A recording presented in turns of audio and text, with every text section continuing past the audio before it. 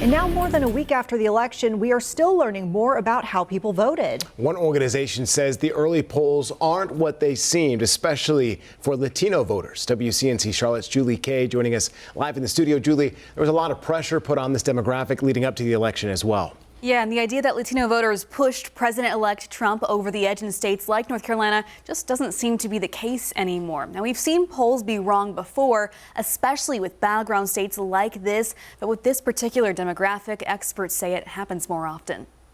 A lot more goes into early polling than just asking, who did you vote for? As diverse as any other group. When it comes to Latino voters, who they voted for is more nuanced. Could Latinos have prevented former President Trump from winning North Carolina?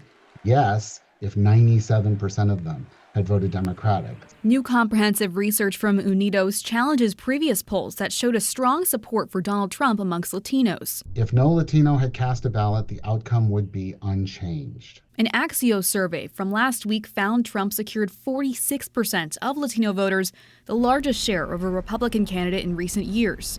But Unidos found only 37% supported Trump, with 62% backing Kamala Harris. We don't lean left or right, we lean Latino. Rusty Price is the CEO of Camino, a nonprofit that supports Latino communities in Charlotte and makes these conversations accessible. When you use terms like right wing or left wing, they'll bring a definition with them from their country that may be very different. Unidos sampled 3,750 Latino voters, 300 of whom are from North Carolina. Their partners from the Hispanic Federation agree. We do this polling, number one, with bigger samples of the Latino community. Other polls may be getting lost in translation.